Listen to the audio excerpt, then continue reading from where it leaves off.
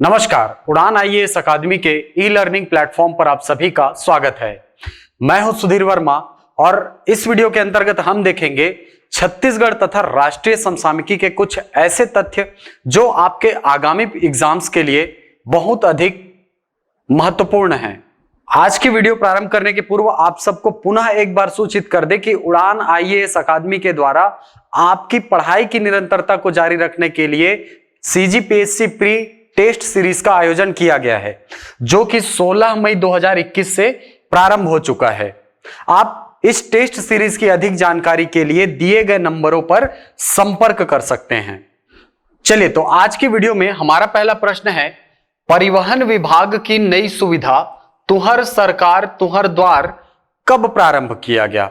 ठीक, अभी आपको बता दें कि हाल ही में ये एक इनिशिएटिव लिया गया है राज्य सरकार के द्वारा, जिसके अंतर्गत आपको कुल 22 प्रकार की जो परिवहन सेवाएं हैं, 22 प्रकार की सेवा, ये आपको ऑनलाइन उपलब्ध कराने का कार्य जो है वो किया जाएगा। तो आइए जानते हैं कि ये सुविधा कब प्रारंभ की गई है।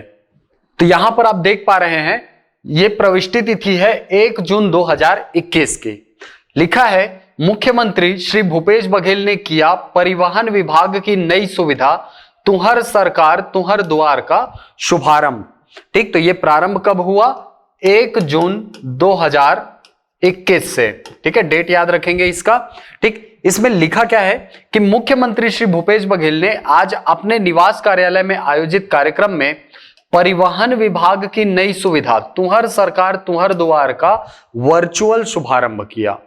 इस नई सुविधा के माध्यम से परिवहन विभाग द्वारा प्रदेशवासियों को परिवहन विभाग से संबंधित सेवाएं घर पहुंच दी जाएंगी। ठीक है, यानी कि जो सरकारी सुविधाएं हैं, इस सुविधा के माध्यम से या इस योजना के माध्यम से आपको घर पहुंच दिया जाएगा। इन सेवाओं में स्मार्ट कार्ड आधारित ड्राइविंग लाइसेंस और रजिस्ट्रेशन प्रमाण पत्र से संबंधित 22 परिवहन जो सेवाएं हैं वो शामिल की गई हैं। ठीक है, यानी कि कुल 22 प्रकार की सेवाएं हैं जो कि आपको इस सुविधा के माध्यम से, इस अभियान के माध्यम से आप तक घर पहुंच प्रदान किया जाएगा। ठीक, तो सबसे पहले आते हैं वह आंसर में अपने। ठीक, क्या पूछा है आपको कि ये जो सुविधा है वो प्रारंभ कब किया है? तो आप देख पा रहे हैं ऑप्शन नंबर डी, 1 जून से ये सुविधा प्रारंभ की गई है। ठीक, तो याद रखिएगा, तुहर सरकार तुहर द्वार जो स्कीम है वो प्रारंभ कब हुआ? 1 जून से। चलते हैं अगले प्रश्न की तरफ। चलिए, अगला प्रश्न है, मनरेगा के तहत श्रमिकों को रोजगार देने में कौन सा जिला प्रदेश में पहले स्थान पर है? ठीक है, देखिए ये जो रैंकिंग है ना, ये पर मंथ, ठीक है, मंथली बेसिस पे ये जारी किया जाता है। ठीक, पिछले माह की बात करें तो महासमुंद प्रथम स्थान पर था। ठीक है, उसके पहले कबीरधाम प्रथम स्थान पर था। इस मंथ की बात कर रहे हैं क्योंकि अभी रिसेंटली मई का माह खत्म हुआ है और उस महीने में श्रमिकों को रोजगार देने में कौन सा जिला प्रथम स्थान पर है, ये आपको प्रश्न में पूछ रहा है। ठीक, तो आपके पास ऑप्शन में राजनांदगांव, महासमुंद, कांकेर और कोरिया। तो आइए जानते हैं कि कौन सा जिला जो है वो प्रथम स्थान पर है श्रमिकों को रोजगार देने में मनरेगा के अंतर्गत। चलिए, तो यहां पर देख पा रहे हैं आप 1 जून 2021 की प्रविष्टि तिथि है। लिखा है, मनरेगा के तहत श्रमिकों को रोजगार देने में राजनांदगांव जिला प्रदेश में पहले नंबर पर। ठीक, पहले पायदान पर कौन सा जिला? आपके प्रश्न का उत्तर है राजनांदगांव। ठीक है, क्यों मिला है? देखिए यहां पर राजनांदगांव जिला पंचायत द्वारा 4808 प्रस्तावित कार्यों में 2,25,227 श्रमिकों को रोजगार उपलब्ध कराया गया है। ठीक, यानी कि कुल 4,808 कार्य चल रहे हैं, जिसके अंतर्गत लगभग 2,25,000 श्रमिकों को इसके माध्यम से रोजगार उपलब्ध कराया गया है। तो इसी क्रियान्वयन के आधार पर राजनांदगांव जिला जो है वो मनरेगा में प्रथम स्थान पर है। ठीक, तो वापस आते हैं प्रश्न में। प्रश्न में आपका आंसर क्या हो जाएगा? Option number A, Rajnandgaon. चलते हैं अगले प्रश्न पर। चलिए, हमारा अगला प्रश्न है, वर्ष 2020 के दौरान टीबी पर नियंत्रण और राष्ट्रीय क्षय रोग उन्मूलन कार्यक्रम। ठीक है, देखिए ये जो क्षय रोग है किसको बोलते हैं? जो टीबी की बीमारी होती है ना, ट्यूबरकुलोसिस, उसको बोला जाता है हिंदी में क्षय रोग। ठीक, तो राष्ट्रीय क्षय रोग उन्मूलन कार्यक्रम के क्रियान्वयन में किस जिले ने राज्य में प्रथम स्थान प्राप्त किया है? कौन सा जिला प्रथम स्थान पर है आपको पूछ रहा है। ऑप्शन क्या है? ऑप्शन है सुकमा, नारायणपुर, कांकेर और बीजापुर। तो यहां पर हम देख पा रहे हैं कि क्षय रोग उन्मूलन में बीजापुर जिला प्रदेश में अव्वल। ठीक, 31 मई 2021 की प्रविष्टि तिथि है। लिखा है कि टीबी यानी कि ट्यूबरकुलोसिस पर नियंत्रण और राष्ट्रीय क्षय रोग उन्मूलन कार्यक्रम के क्रियान्वयन में बीजापुर छत्तीसगढ़ राज्य में पहले स्थान पर है। ठीक है, कौन सा जिला? आपका आंसर क्या हो जाएगा यहां से? ऑप्शन नंबर डी, बीजापुर, ये प्रथम स्थान पर है टीबी उन्मूलन कार्यक्रम के बेहतर क्रियान्वयन में। चलते हैं अगले प्रश्न की तरफ। चलिए, अगला प्रश्न है सक्षम योजना कब प्रारंभ की गई? ऑप्शन है 2009-10 में, 2010-11 में, 2008-9 में या 2011-12 के दौरान। तो आइए जानने का प्रयास करते हैं कि ये जो सक्षम योजना है वो क्या है और ये कब प्रारंभ की गई। तो यहां पर आप देख पा रहे हैं सक्षम योजना। ठीक, योजना छत्तीसगढ़ महिला कोष द्वारा वर्ष 2009-10 से प्रारंभ किया गया है। ठीक, तो आपका प्रश्न का आंसर मिल गया। 2009-10 से ये योजना प्रारंभ की गई है। ठीक, इसके अंतर्गत कौन कौन लाभान्वित होंगे भाई?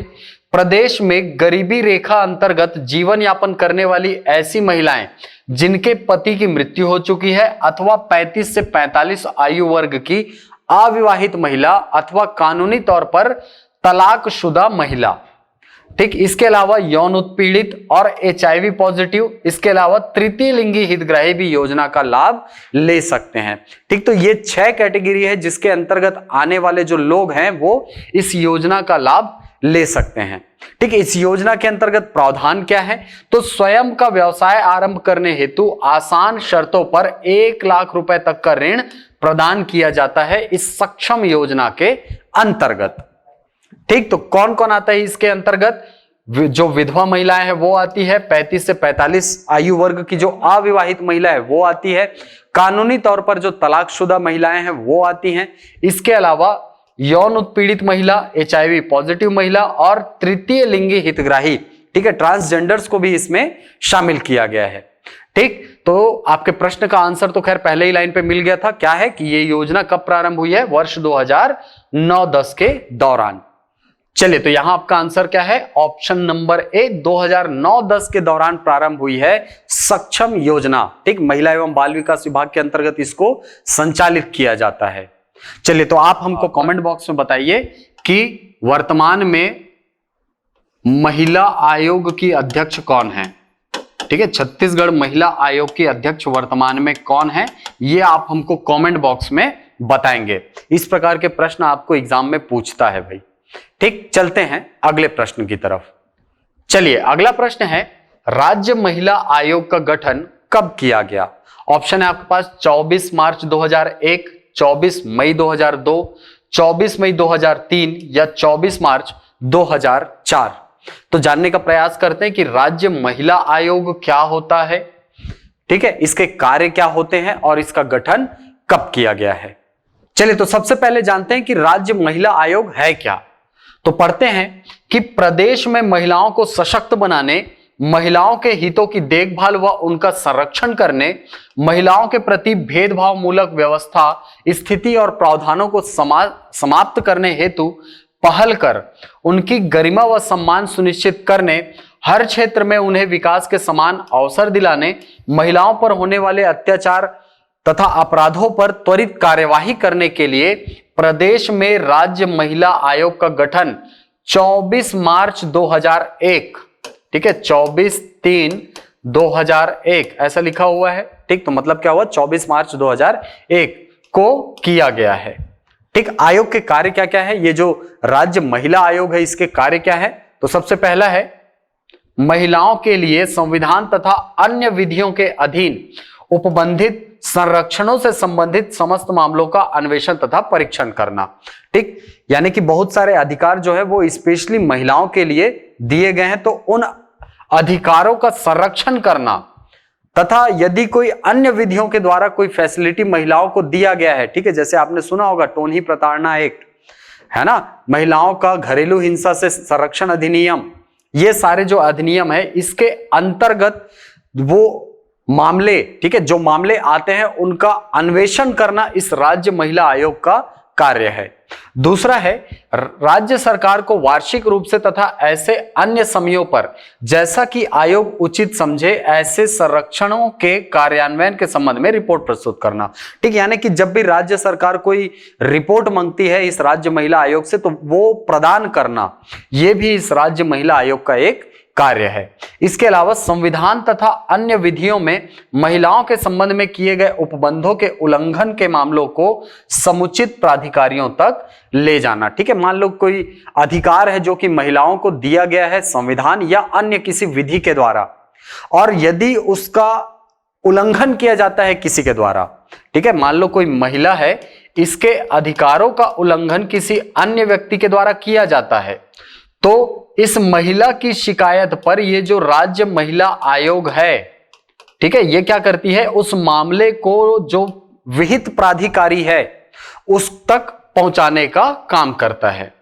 ठीक, तो ये इसका तीसरा कार्य। चौथा है, महिलाओं के सामाजिक आर्थिक विकास की योजना तैयार करने संबंधी प्रक्रिया में भाग लेना तथा सलाह देना। ठीक, राज्य सरकार बहुत सारे स्कीम्स जो है वो महिलाओं तथा बच्चों के संरक्षण, उनके विकास के लिए चलाती रहती है।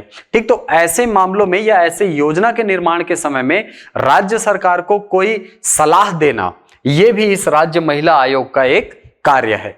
इसके अलावा ऐसे मुकदमों को धन देना जिसमें ऐसे मुद्दे अंतर्वलित है जो महिलाओं के बड़े समूह पर प्रभाव डालते हैं। ठीक है, मान लो कोई ऐसा मुकदमा है जो कि महिलाओं के एक वर्ग को, बड़े वर्ग को क्या करता है, प्रभावित करता है, तो ऐसे मामलों में धन देने का कार्य भी राज्य महिला आयोग के द्वारा किया जाता है। ठीक, तो ये आयोग के कार्य है, ये आपको एमसीक्यू के रूप में जरूर पूछ सकता है। ठीक, तो याद रखिएगा, राज्य महिला आयोग, इसका गठन कब किया गया, तो 24 मार्च 2001 को इसका गठन किया गया, और ये इसके आयोग के कार्य है जो कि मैंने आपको बताए हैं। तो वापस आते हैं प्रश्न में। प्रश्न में आपको पूछा है कि राज्य महिला आयोग का गठन कब किया गया, तो कब किया गया, 24 मार्च 2001 को। ठीक, चलते हैं अगले प्रश्न की तरफ।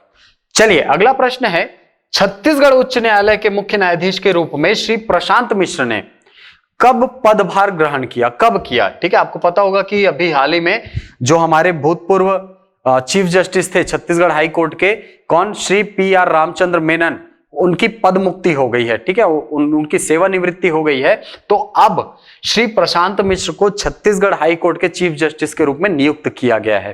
ठीक, तो इन्होंने अपना पदभार कब ग्रहण किया, ये आपको प्रश्न में पूछ रहा है।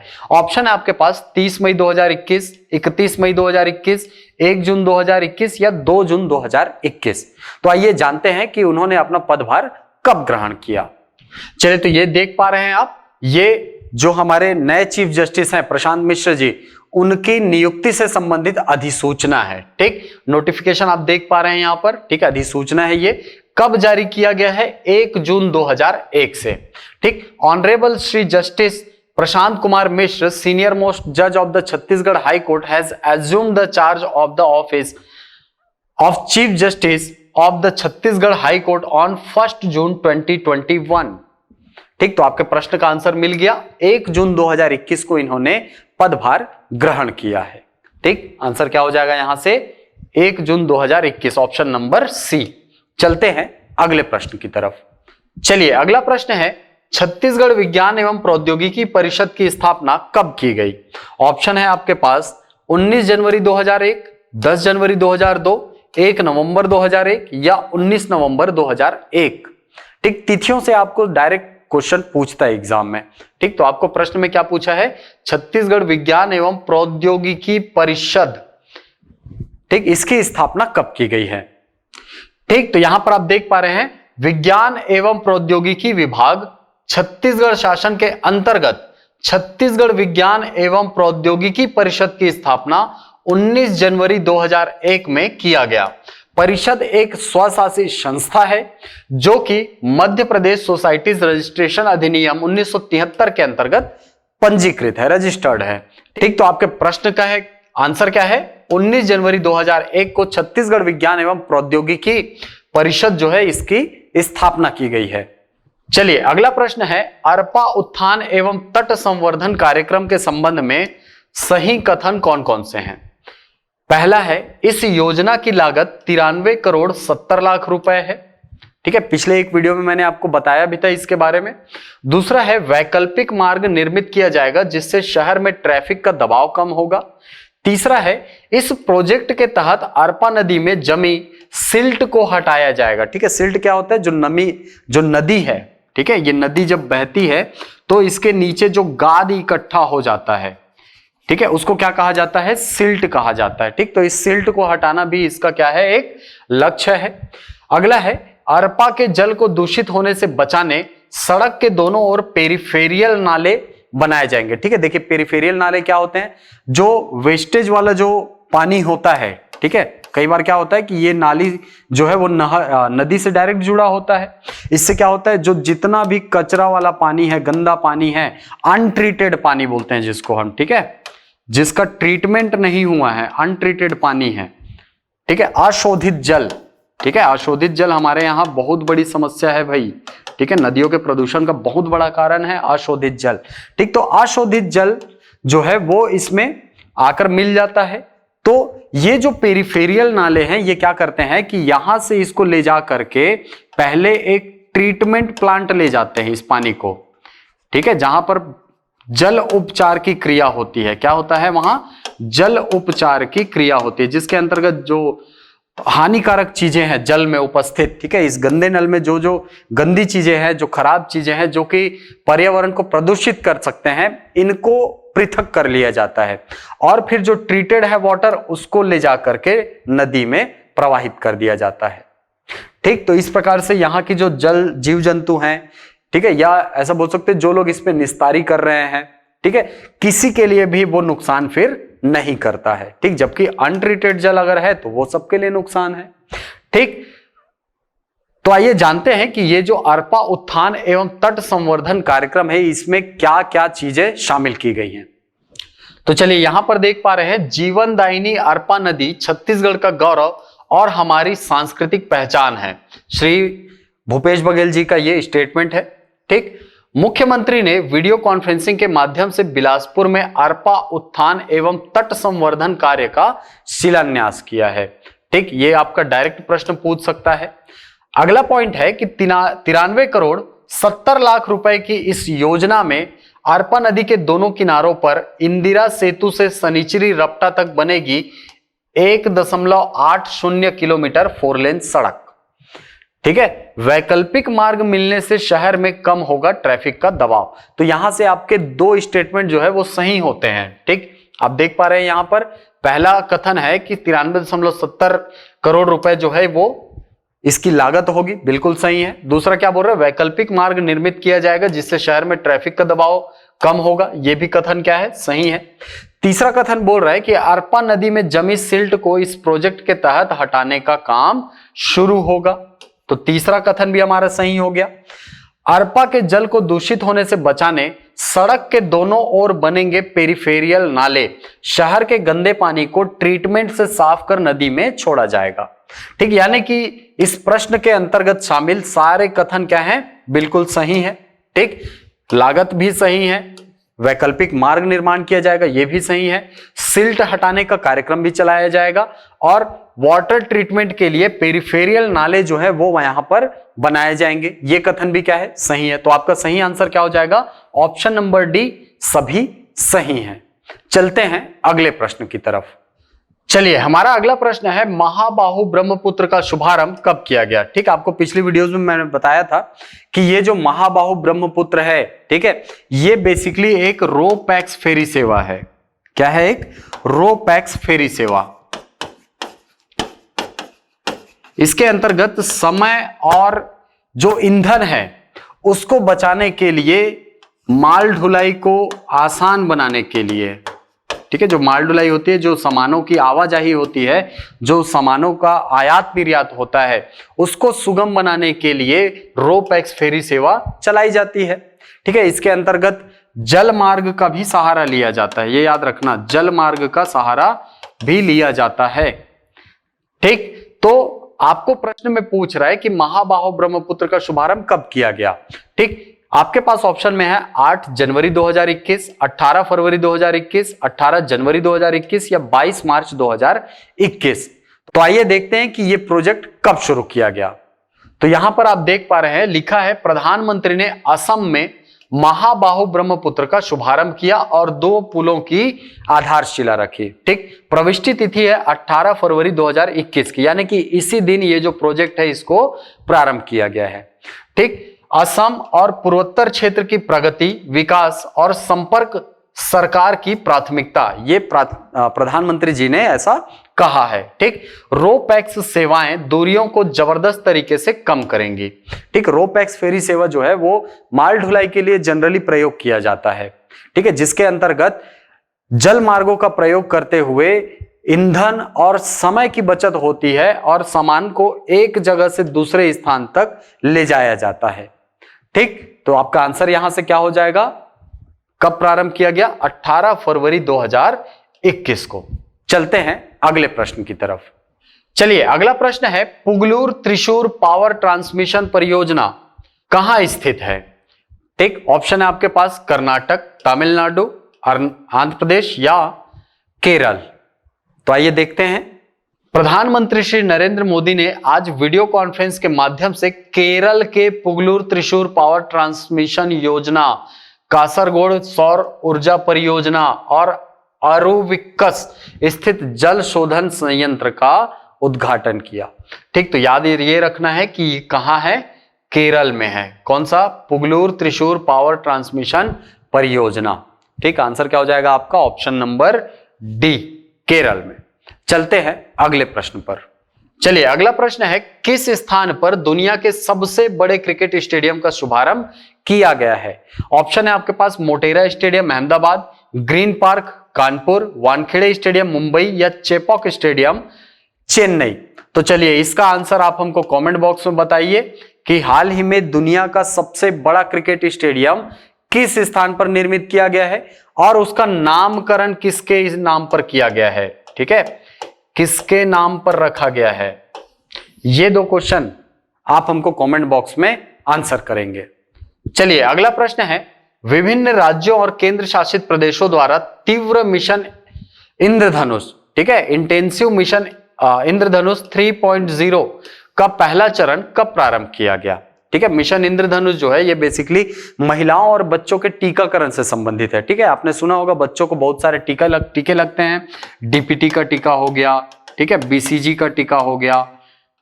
ठीक है, तो इस प्रकार बहुत सारे टीके जो है बच्चों को लगाए जाते हैं ताकि संक्रामक रोगों से उनकी रक्षा हो सके। ठीक, तो इसी के अंतर्गत जो मिशन इंद्रधनुष है इसका 3.0 यानी कि तीसरा जो चरण है वो चलाया जा रहा है और तीसरे चरण का पहला चरण, तो इसी के अंतर्गत महिलाओं और बच्चों के टीकाकरण के लिए ये जो मिशन इंद्रधनुष है इसको चलाया जा रहा है। ठीक है, अब इसका नाम क्या बदल के रख दिया गया है, तीव्र मिशन इंद्रधनुष, यानी कि अब इसको और ज्यादा इंटेंसिव कर दिया गया है, और ज्यादा तीव्रता से टीकाकरण का कार्य किया जाएगा।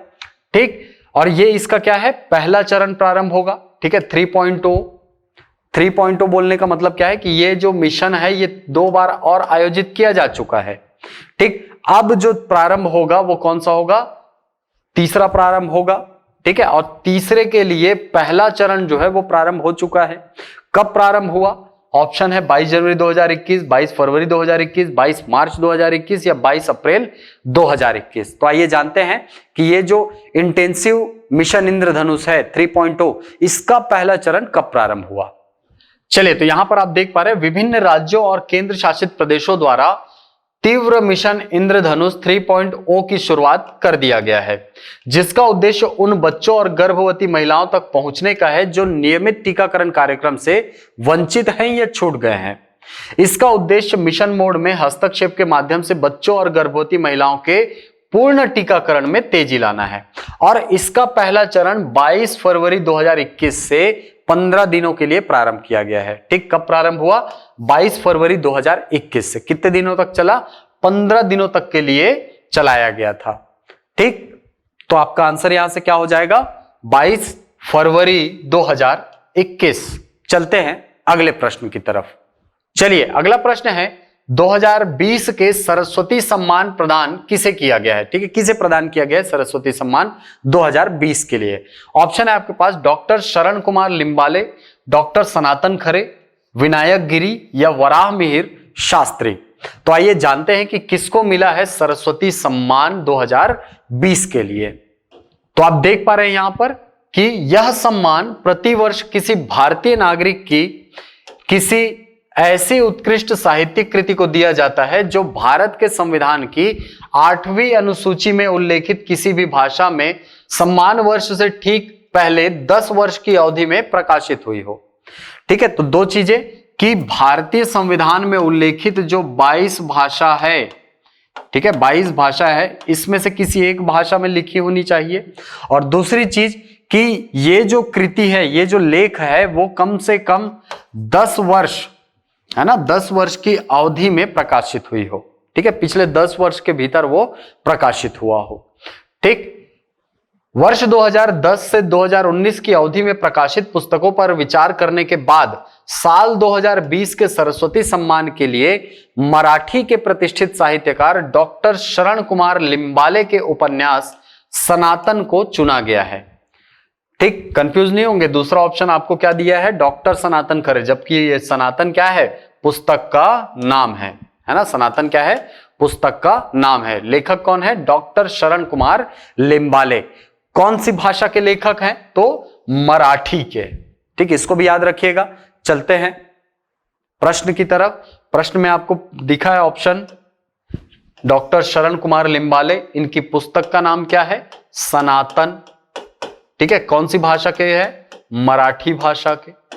चलते हैं अगले प्रश्न की तरफ। चलिए, अगला प्रश्न है साहित्य अकादमी पुरस्कार 2020 किसे प्रदान किया गया है? ठीक है, ये हिंदी भाषा के लिए है बेसिकली। ठीक है, प्रश्न में हिंदी भाषा के लिए है, इसको थोड़ा सा सुधार लेंगे पीडीएफ में भी। ठीक, हिंदी भाषा के लिए किसको प्रदान किया गया है साहित्य अकादमी पुरस्कार 2020? ऑप्शन है आपके पास अनामिका, महेंद्र वासनिक, वीर बहादुर शेरपा या मुगेंद्र मसीह। तो यहां पर आप देख पा रहे हैं, यहां पर भाषाओं का नाम लिखा है। ठीक है, ये पुरस्कार भी भारतीय भाषाओं के अंतर्गत दिया जाता है। ठीक है, 22 जो भाषाएं हैं उसके अंतर्गत। यहां पर टाइटल लिखा हुआ है। ठीक है, यानी कि वो जो पुस्तक है उसका शीर्षक क्या है, और यहां पर है नेम ऑफ द ऑथर, यानी कि जो लेखक है उसका नाम। तो हिंदी भाषा की बात करें तो हिंदी भाषा यहां पर लिखा मिलेगा आपको। ठीक, पुस्तक का नाम क्या है? टोकरी में दिगंत, थेर गाथा, 2014 में आया। क्या है इसकी कृति, कैसी है? कविता है ये। ठीक, लेखक कौन? अनामिका। ठीक है, ये लेखिका है अनामिका। इनकी पुस्तक टोकरी में दिगंत, है ना, थेर गाथा, देयर गाथा मत पढ़ना है इसको। ठीक है, इंग्लिश में ये THEIR लिखा है, ये असल में थेर गाथा है। ठीक है, इसको ऐसे पढ़ना। ठीक, कब प्रकाशित हुई? 2014 में। ठीक, तो चलते हैं प्रश्न में। प्रश्न में आप देख पा रहे हैं हिंदी भाषा के लिए किसको दिया गया है? अनामिका को दिया गया है। ठीक, चलते हैं अगले प्रश्न पर। चलिए, अगला प्रश्न है हाल ही में पंडित राजन मिश्रा का निधन हो गया, उनका संबंध किससे था? ऑप्शन है आपके पास तमिल संगीत, भरतनाट्यम, कथक या शास्त्रीय गायन। तो आइए देखते हैं कि पंडित राजन मिश्रा का संबंध किस क्षेत्र से है। तो यहां पर आप देख पा रहे हैं प्रविष्टि तिथि 25 अप्रैल 2021 की। लिखा क्या है? प्रधानमंत्री श्री नरेंद्र मोदी ने पंडित राजन मिश्रा के निधन पर शोक व्यक्त किया। ठीक, लिखा क्या है कि प्रधानमंत्री श्री नरेंद्र मोदी ने पंडित राजन मिश्रा के निधन पर अपनी संवेदनाएं व्यक्त की। प्रधानमंत्री ने ट्वीट में कहा कि शास्त्रीय गायन की दुनिया में अपनी अमिट छाप छोड़ने वाले पंडित राजन मिश्रा के निधन से अत्यंत दुख पहुंचा है। तो आपका आंसर यहां से क्या हो गया कि पंडित राजन मिश्रा का संबंध किससे है? शास्त्रीय गायन से है। ठीक, और ये कौन से घराने से थे पूछेगा तो ये बनारस घराने से थे। ठीक है, बनारस घराने के शास्त्रीय संगीतज्ञ थे ये। तो ये थे आज के समसामयिक श्रृंखला के अंतर्गत छत्तीसगढ़ तथा हिंदी के कुछ समसामयिक तथ्य जो आपके एग्जाम के लिए महत्वपूर्ण हैं। आशा करता हूं वीडियो आपको पसंद आया होगा। यदि वीडियो पसंद आए तो इसे लाइक करें, शेयर करें, यूट्यूब पर कमेंट करें, प्रश्न जो पूछे गए हैं उसका उत्तर दें। मिलते हैं अगली कक्षा में कुछ नई जानकारियों के साथ। तब तक के लिए धन्यवाद।